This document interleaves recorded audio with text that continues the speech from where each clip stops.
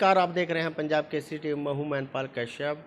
बॉम्बे में हुए फिशरीज अधिवेशन को लेकर और वहां से जो लौटे हैं रणधीर सिंह कश्यप, उनसे बातचीत करेंगे और बातचीत करने की कोशिश करेंगे जो बॉम्बे में फिशरीज अधिवेशन हुआ है उसका क्या मतलब है और क्या क्या वहां पर जानकारी दी गई है। सबसे पहले सर आपका पंजाब केसरी टीवी में स्वागत। नमस्कार जी। सबसे पहले तो पंजाब केसरी टीवी देख रहे सभी दर्शकों का मैं दिल से स्वागत करता हूं, धन्यवाद करता हूं। 6 तारीख को बॉम्बे के अंदर ऑल इंडिया से, पूरे भारतवर्ष से फिशरमैन और इससे जुड़ी समितियों के लोग इकट्ठा हुए।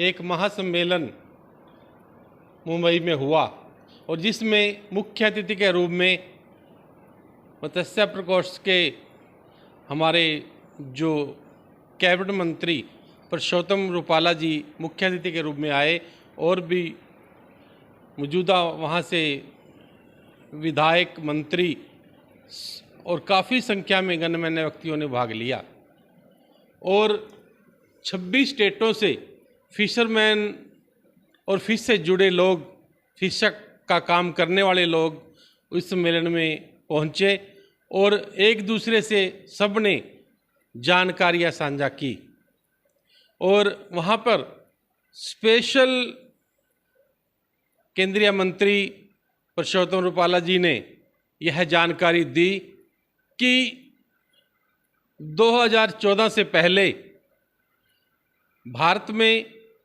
ये मंत्रालय नहीं था। आदरणीय नरेंद्र मोदी जी के प्रधानमंत्री बनने के बाद फिशर मंत्रालय बनाया गया और इसमें स्पेशल कैबिनेट मंत्री को स्वतंत्र प्रभार दिया गया। और उन्होंने एक और भी जानकारी दी कि जब से हमारा देश आज़ाद हुआ, फिशरमैन के लिए या फिश से रिलेटिव काम करने के वाले लोगों के लिए आज तक सिर्फ और सिर्फ 350 करोड़ रुपए की ही ग्रांट सेंट्रल गवर्नमेंट से लागू हुई थी। लेकिन 2014 के बाद जब ये अलग मंत्रालय बना, आदरणीय प्रधानमंत्री नरेंद्र मोदी जी ने नीली क्रांति के रूप में एक नई शुरुआत की।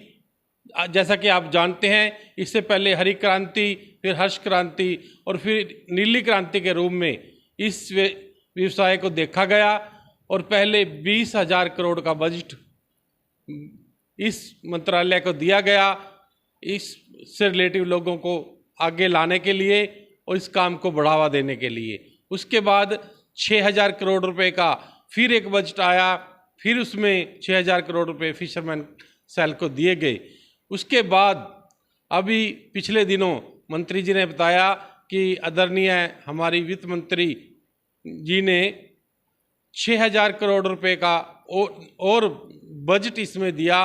अब कुल मिलाकर 2014 के बाद 3800 करोड़ रुपये इस मंत्रालय को दिए गए हैं और जिससे इस काम से रिलेटिव जितने भी लोग हैं उनको सब्सिडी के रूप में अनुदान दिया जाए और इस काम को ज़्यादा से ज़्यादा बढ़ावा दिया जाए। इसका मुख्य उद्देश्य यहाँ पे यही था कि आप ज़्यादा से ज़्यादा फिश के काम से जुड़ें, इससे रिलेटिव काम करें, नीली क्रांति को बढ़ावा दें और सरकार की जो योजनाएं हैं, जैसे कि जनरल कैटेगरी के लिए 40% सब्सिडी, बीसी के लिए 40%, महिला और एससी के लिए 60% सब्सिडी रखी गई है। आप फिश से रिलेटिव जो भी काम करेंगे आप उस सब्सिडी का लाभ उठा सकते हैं और इस काम में हमारा जो फिशरमैन सेल, सहकार भारती का जो फिशरमैन सेल है, हम हर व्यक्ति जो ये काम करना चाहता है उसकी मदद करेंगे और उसे कहीं भी किसी भी चीज़ की ज़रूरत होगी, जहां हमारी सहायता की ज़रूरत होगी, हम उसके लिए तत्पर रहेंगे और उसको पूरा योगदान दिया जाएगा। तो लोगों को किस तरीके से आप जागरूक करेंगे? जिस तरीके से आपका जो अधिवेशन 3 दिवसीय वहाँ पर बॉम्बे में किया गया, तो जागरूक करने के लिए लोगों में क्या जागरूकता लाई जाएगी? अब जैसे कि मेनपाल जी, हम 6 तारीख के अधिवेशन के बाद कल हरियाणा लौटे और पूरे 26 स्टेटों के लोग अपने अपने स्टेटों में लौट गए हैं और हमने एक दूसरे से जानकारियां साझा की और कहाँ जैसे कि कई तरह के फिश में कई तरह के ब्रांड आते हैं, कई तरह की वैरायटीज आती हैं, उन सभी वैरायटियों के बारे में हमने जानकारी हासिल की। और अब हम जिला स्तर पर पूरे हरियाणा में जिला स्तर पर जाकर हम लोगों के बीच में जागृति अभियान चलाएंगे कि हमारे देश के आदरणीय प्रधानमंत्री द्वारा आपको इतनी बड़ी सहायता दी जा रही है, आप उसका लाभ उठाएं, अपना जीवन यापन करें और अच्छे से अपनी ज़िंदगी जिएं। और जो भी स्कीम भारत सरकार द्वारा चलाई गई हैं उन स्कीमों का आप लाभ उठाएं, उस सब्सिडी का लाभ उठाएं, अपना खुद का रोजगार शुरू करें। हम लोगों के बीच में जाकर ये जागृति कैंप लगाएंगे और लोगों को इसके बारे में पूरी जानकारी देंगे, कैसे आप अपना खुद का व्यवसाय खड़ा कर सकते हो।